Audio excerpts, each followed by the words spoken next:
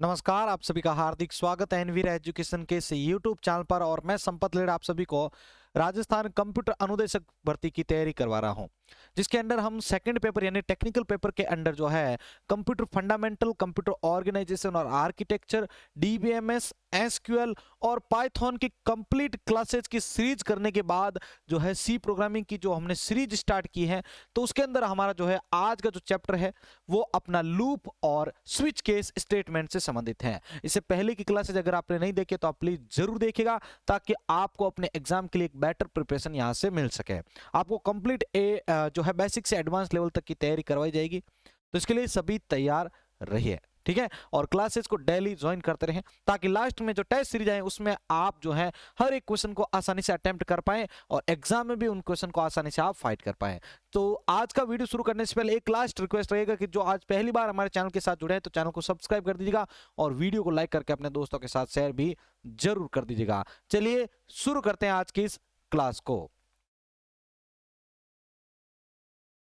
तो देखिए, सबसे पहले हम जानते हैं आज स्विच केस स्टेटमेंट के बारे में, ठीक है। स्विच केस स्टेटमेंट के अंदर क्या होता है, देखिए स्विच केस का यूज भी इफ एल्स स्टेटमेंट की तरह होता है। अब अगर आपको नहीं पता है कि ये स्टेटमेंट्स क्या होते हैं, कैसे यूज होता है, तो लास्ट वाली क्लास आप जरूर देख लीजिएगा, क्योंकि इससे लास्ट वाली क्लास के अंदर आपको मैंने if else, nested if else किस प्रकार से यूज करते हैं उनके बारे में सारा कुछ उस क्लास के अंदर प्रैक्टिकल विद समझा रखा है। देखिए, स्विच केस का यूज भी इफ एल्स स्टेटमेंट की तरह सी प्रोग्राम के स्टेटमेंट के एग्जीक्यूशन फ्लो को कंट्रोल करने के लिए किया जाता है। यानी जो एग्जीक्यूशन हो रहा है स्टेटमेंट्स का, तो उसको अंदर कहां से कौन सा स्टेटमेंट रन होना चाहिए, नहीं होना चाहिए, तो उसको कंट्रोल कर रहे हैं हम, ठीक है। तो वहां पर भी हम स्विच केस का स्टेटमेंट का प्रयोग कर सकते हैं। इसलिए स्विच केस स्टेटमेंट को भी इफ एल्स स्टेटमेंट की तरह कंट्रोल फ्लो स्टेटमेंट या डिसीजन मेकिंग स्टेटमेंट भी कहा जाता है। यानी स्विच केस स्टेटमेंट भी जो है वो कंट्रोल फ्लो स्टेटमेंट या डिसीजन मेकिंग सिस्टम स्टेटमेंट कहा जा सकता है, बिकॉज इसके अंदर जो स्टेटमेंट होता है उसका जो एग्जीक्यूशन होने का जो फ्लो होता है वो कंट्रोल किया जाता है। अब इसका सिंटैक्स देखिए बहुत ही सिंपल सा है कि आप पहले यूज करेंगे स्विच का, उसके बाद उसके अंदर आप वेरिएबल और इंटीजर एक्सप्रेशन लिखेंगे। या तो आप इंटीजर लिख सकते हैं या वेरिएबल लिख सकते हैं, जो भी आपको अच्छा लगे, ठीक है ना। यानी जो भी आपकी आवश्यकता है उसके अनुरूप यहाँ पर इसके अंदर ब्रैकेट के अंदर आप लिख देंगे। उसके बाद यहाँ पर देखिए आप इस करली ब्रेसेस को ऑन करेंगे, उसके अंदर आप जो भी आपके केसेज हैं वो लिखेंगे। अब वो केस अगर रन होता है, यानी वो अगर केस ट्रू हो जाता है, तो उसके अंदर यहाँ पर ये आपका जो स्टेटमेंट होगा वो रन हो जाएगा। अगर नेक्स्ट होगा तो वो हो जाएगा, ठीक है। ब्रेक का भी हम इसके लिए यूज कर रहे हैं इसके अंदर कि भाई यहां से जैसे स्टेटमेंट रन हुआ तो यहां से ये वापस बाहर आ जाना चाहिए स्विच स्टेटमेंट से। तो उसके लिए हम हर एक केस के अंदर ब्रेक का यूज करेंगे। अगर ब्रेक का यूज नहीं करेंगे तो क्या करेंगे कि क्या होगा कि जहां से ये रन हो रहा है वहां से आगे के सारे स्टेटमेंट प्रिंट हो जाएंगे। तो लेकिन अपन को तो एकदम प्योर रिजल्ट चाहिए, जो स्टेटमेंट जिसके रिलेटेड है वही चाहिए, अदर नहीं चाहिए, तो वहां पर हम ब्रेक का यूज कर लेंगे। मान लीजिए सारे स्टेटमेंट जो केस है वो मैच नहीं कर पाते हैं, तो वहां पर लास्ट में डिफॉल्ट जो होगा वो रन हो जाएगा, ठीक है ना। जिस प्रकार से एल्स के अंदर आपने देखा था कि इफ की कंडीशंस अगर सारी में से कोई भी रन हो जाती है तो इफ के आ जाएंगे, नहीं तो एल्स आ जाता है। इसी प्रकार से यहाँ पर भी स्विच के सारे काम अगर हो जाते हैं तो अच्छी बात है, नहीं तो डिफॉल्ट का जो स्टेटमेंट होगा वो रन हो जाएगा। देखिए, स्विच केस, डिफॉल्ट और ब्रेक ये सभी सी के कीवर्ड, इसलिए इनको लोअर केस में लिखना जरूरी है। यहां पर जो मेरा ये एस आपको कैपिटल की तरह दिख रहा है, ये कैपिटल नहीं है, स्मॉल ही है, ध्यान रखिएगा, स्मॉल में आपको लिखना है सारे कीवर्ड। तो एक सिंपल सा प्रोग्राम लेते हैं जिसमें मैं एक हेडर फाइल ले रहा हूं, हैज इंक्लूड stdio.h, एक इंटीजर मैन नाम का स्टैंडर्ड मैन फंक्शन डिक्लेयर कर रहा हूं, जिसके अंदर मैं इंटीजर n1 n2 अंश और चॉइस को डिक्लेयर कर रहा हूं। अब यहां पर मैं ले रहा हूं प्रिंट एफ कीजिए, और ये यूजर के सामने पहले आएगा गाइडेंस 1 के अंदर आप एडिशन कर सकते हो, 2 के अंदर आप सब ट्रैक्शन कर सकते हो। उसके बाद एक यूजर के सामने मैसेज आएगा एंटर योर चॉइस, ठीक है। तो यूजर के सामने चॉइस आएगी कि आपको करना क्या है, 1 या 2 जो भी है। अब स्कैनएफ के थ्रू वो चॉइस हो जाएगी, वो चॉइस इसके अंदर आएगी, किसके अंदर, इस आपके चॉइस नाम के इसके अंदर, ठीक है ना, चॉइस नाम के वेरिएबल के अंदर। अब बात आती है आगे, हम इस चॉइस को कनेक्ट कर देते हैं स्विच के साथ, ठीक है। अब इसके अंदर हम बात करते हैं पहले केस की। अगर पहला केस अगर वो ऑन करता है, अगर वो पहला अगर केस ऑन करता है, मतलब जिसके अंदर ऑन मतलब ये केस हम क्रिएट कर रहे हैं, खुद यूजर डिफाइंड है। इसके अंदर मैं यहाँ पर ले रहा हूँ print F enter first number, जो फर्स्ट नंबर डालेगा वो n1 में चला जाएगा। देखो हमने यहाँ पर ये किया था n1 n2, दूसरा नंबर जो आएगा वो n2 के अंदर चला जाएगा। अब इसके बाद में हम एक आंस नाम का जो हम ले रखे हैं वेरिएबल आंसर नाम से, तो उसके अंदर हम क्या करेंगे कि n1 और n2 को ऐड करके इसके अंदर हम असाइन कर देंगे और प्रिंट एफ कर देंगे हम एडिशन और इन दोनों का अंश। ठीक है, इसी प्रकार से हम दूसरा अगर हम चाहें तो सब्ट्रैक्शन करवाना चाहे तो वही है कि num1 और num2 के अंदर आप इनपुट करवा दीजिए, अगर वो सही होंगे। ठीक है, अगर ये केस 2 अगर सही होता है तो आप तो यहाँ पर क्या कर सकते हैं, n1 और n2 के अंदर आप सब्ट्रैक्शन करवा दीजिए और उसको यहाँ पर आप आउटपुट में दिखा दीजिए और उसके अंदर भी ब्रेक दीजिए। दोनों में ब्रेक का यूज करना जरूरी है, नहीं तो next as it is print हो जाएगा।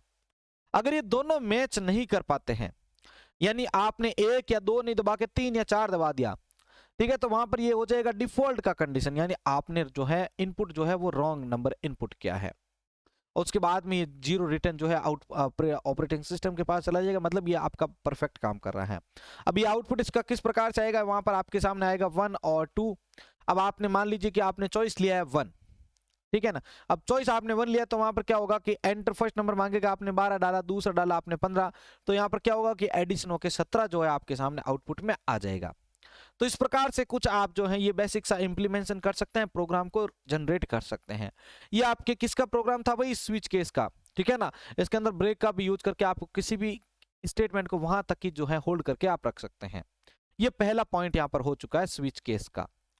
चलिए अब आगे बढ़ते हैं और नेक्स्ट हम दूसरी बात करते हैं लूपिंग स्टेटमेंट के बारे में।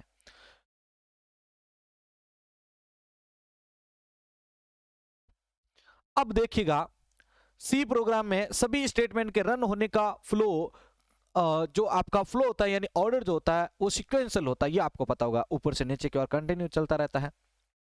और अगर आप इस फ्लो को कंट्रोल करना चाहते हैं तो इसके लिए हम कंडीशनल स्टेटमेंट और लूप का यूज करते हैं।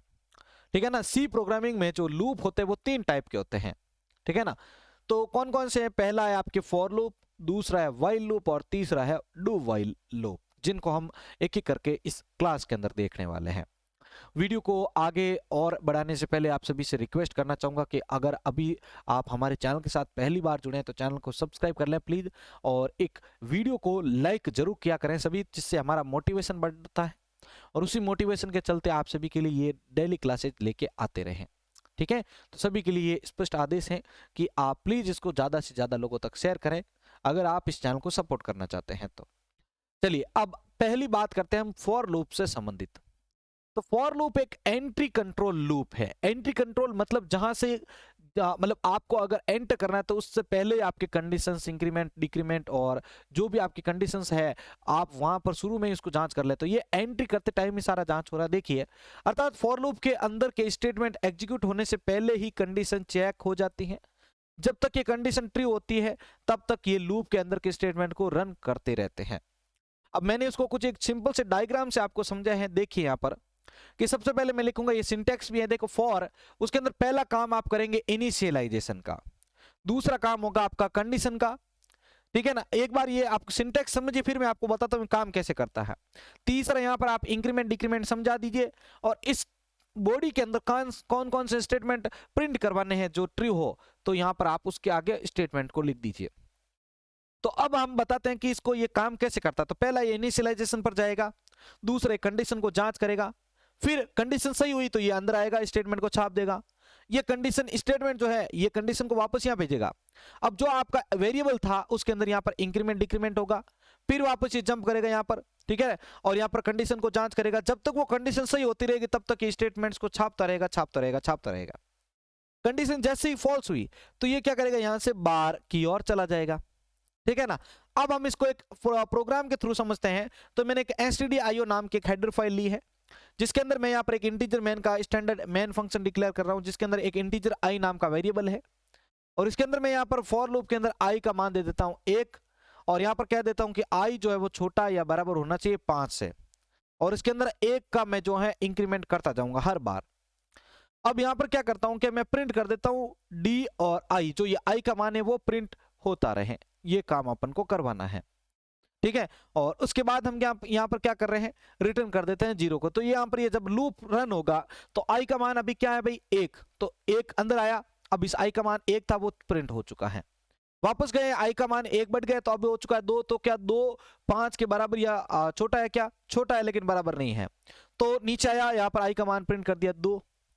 वापस ऊपर गया 3 हुआ, 3 भी यहाँ पर जांच हुआ कि ये अभी छोटा है तो नीचे आया, 3 को भी प्रिंट कर दिया।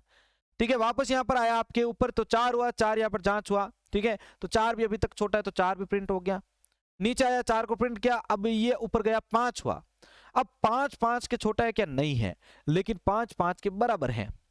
तो नीचे आया और 5 का जो मान था, आई का मान जो था वो 5 प्रिंट कर दिया। अब बात देखिए, ऊपर आया यहाँ पर आई का मान हुआ अब 6, तो 6 जो है ना तो 5 से छोटा है ना ही बराबर है, तो नीचे आया। ठीक है ना, अब यहाँ पर सॉरी यहाँ पर जो कंडीशन जांच हुई तो यहाँ पर क्या हुआ कि ये खराब हो गया कंडीशन, यहाँ पर मतलब यहाँ पर जो कंडीशन है वो गलत हो चुका है।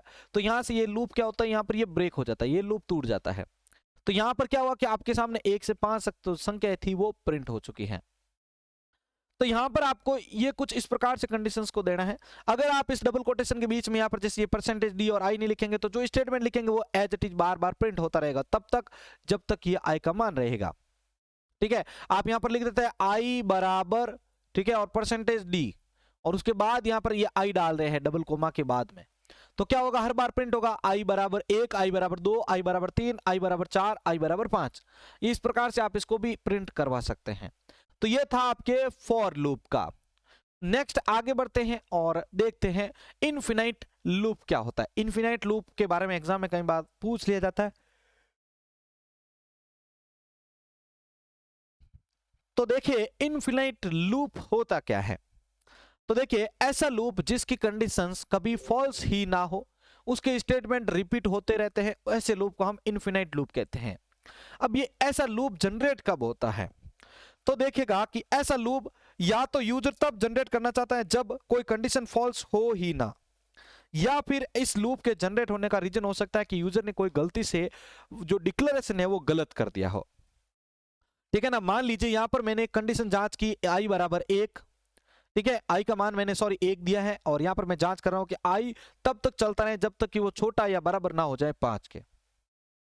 उसके बाद में इसमें आई में डिक्रीमेंट कर रहा हूं, तो यहां से तो पर हर बार क्या होगा, आई के अंदर मान माइनस होता जाएगा, माइनस होता जाएगा, माइनस का जो भी है, माइनस का 4 3 2 1 0 -1 -2, तो ये तो अनंत तक चलता जाएगा, -1 करोड़ बार भी चला जाएगा, तो वो गार्बेज की तरह हो जाएगा, तो वो तो रुकने का नाम ही नहीं लेगा। जब वो प्लस में आएगा तो वो क्या होगा, होल्ड होगा, लेकिन वहां पर तो बहुत सारा जो आपके सामने रिजल्ट दे गया है वो। तो ऐसे जब कोई भी लूप का प्रोसेसिंग होता है तो उस लूप को हम इनफिनाइट लूप कहते हैं, जिसमें कोई रिजल्ट होता है वो अनंत तक चलता रहता है। तो आई होप आपको ये यहाँ पर इनफिनाइट लूप जो है वो समझ में आ चुका होगा। चलिए अब आगे बढ़ते हैं और आगे देखते हैं व्हाइल लूप के बारे में। तो देखिए व्हाइल लूप का यूज भी फॉर लूप की तरह अपने प्रोग्राम में कुछ स्टेटमेंट को जो है सेम या कुछ चेंजेस के साथ एक से ज्यादा बार रिपीट करने के लिए होता है। ठीक है ना, जिस प्रकार फॉर लूप भी बार बार किसी स्टेटमेंट को रिपीट करता रहता था, इसी प्रकार से ये भी आपके क्या करेगा, बार बार रिपीट करता रहेगा। व्हाइल लूप एक ऐसा लूप होता है जो किसी कोड को कंडीशन के फॉल्स होने तक दोहराता रहता है। जो व्हाइल लूप होता है ये भी जो है कंडीशन का जब तक फॉल्स ना आ जाता है, कंडीशन जब तक फॉल्स नहीं हो जाता है तब तक ये उस कंडीशन को दोहराता रहता है, स्टेटमेंट को प्रिंट करता रहता है। जब तक की कंडीशन फॉल्स नहीं हो जाती तब तक व्हाइल लूप चलता रहेगा। ठीक है ना, सिंपल से एक लूप के अंदर जब तक कंडीशन फॉल्स नहीं होते तब तक वो चलता रहता है।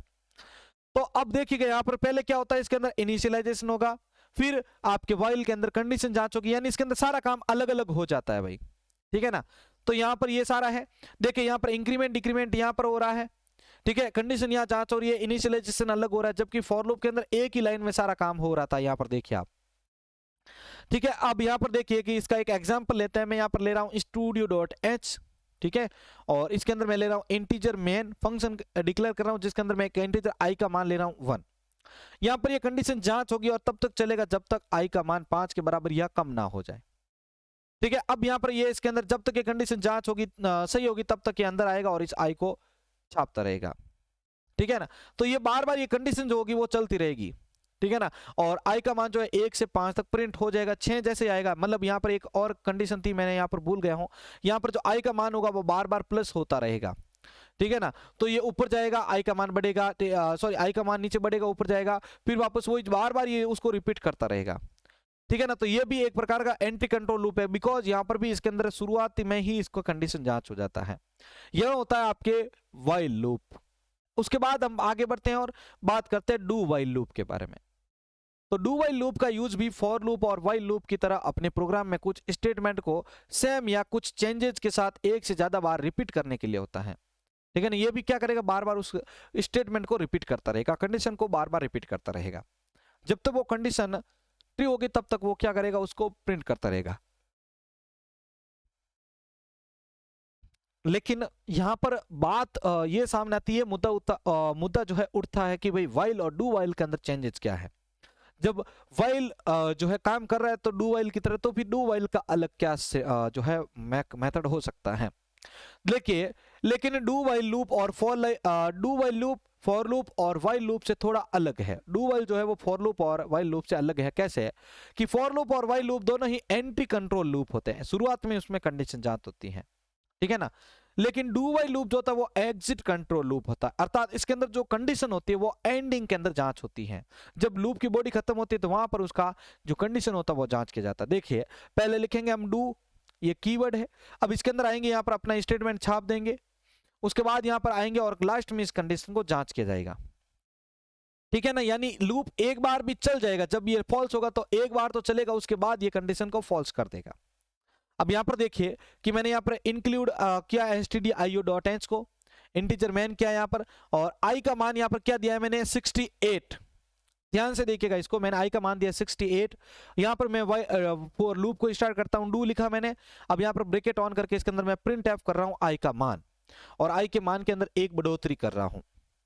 अब इसके अंदर ये क्या किया कि यहां पर आया, अब देखिएगा यहाँ पर i का मान 68 यहाँ पर पहले छप चुका है, क्योंकि हमने पहले काम करवा दिया इसको छपने का। 68 छप चुका, i बराबर 68। अब ये नीचे आया तो यहाँ पर पता चला कि i का मान तो ना तो छोटा है ना ही बराबर है 5 के। तो जब ये नेक्स्ट बार ऊपर जाएगा उससे पहले क्या करेगा, ये लूप को ब्रेक कर देगा, बिकॉज यहाँ पर i जो है वो ना तो बराबर हो रहा है ना छोटा हो रहा है 5 के। लेकिन काम तो अपना यहाँ पर 68 जो है वो छप चुका है। तो मैंने इसलिए बोला था कि इसके अंदर लूप भले ही यहाँ पर जांच हो, लेकिन एक बार तो वो जो रॉन्ग रिजल्ट होगा वो प्रिंट हो जाएगा। यहाँ पर देखिए 68 प्रिंट हो चुका है, उसके बाद कंडीशन जांच हुई, तो इसलिए इसको एग्जिट कंट्रोल लूप कहा जाता है। तो बेसिकली इसका यूज आप तब कर सकते हैं जब आपको कोई भी एक गलत मान को एक बार तो कम से कम प्रिंट करवाना ही हो। यह होता है आपके वाइल लूप। और लास्ट अपने जो टॉपिक बचता है वो होता है नेस्टेड लूप। ध्यान रखिएगा साथियों कि हम जो ये प्रोग्रामिंग सीख रहे हैं वो एज अ कंपटीशन व्यू के हिसाब से सीख रहे हैं, ना कि हम कोई प्रोग्रामिंग करने के हिसाब से, ठीक है ना। तो दोनों का अलग अलग तरीका होता है। तो समझने के अंदर भी मैं आपको नोट सारे रखने का रीजन नहीं होता कि आप एग्जाम के अंदर आपको एग्जाम के अंदर क्वेश्चन को फाइट करना है, ठीक है ना।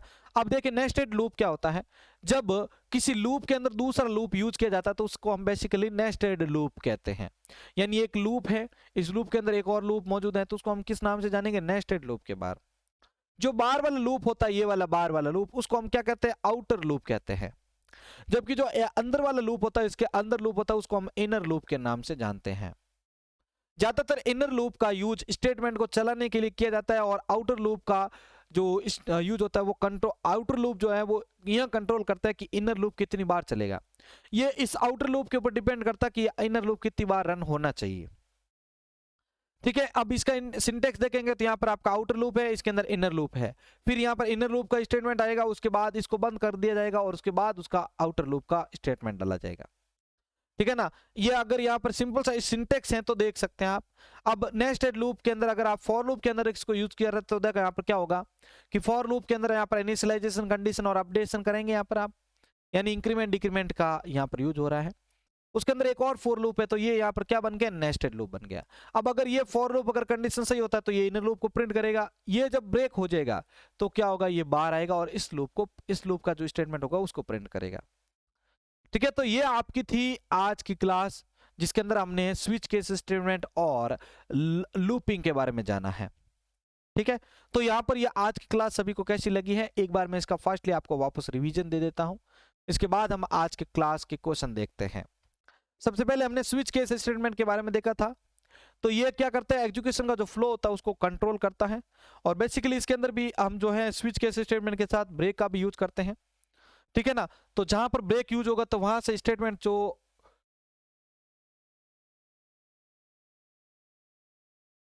जो फ्लो होगा कंट्रोल एग्जीक्यूशन का, वहां से वो ब्रेक हो जाएगा और वो लूप से बाहर आ जाएगा, सॉरी स्विच केस स्टेटमेंट से बाहर आ जाएगा।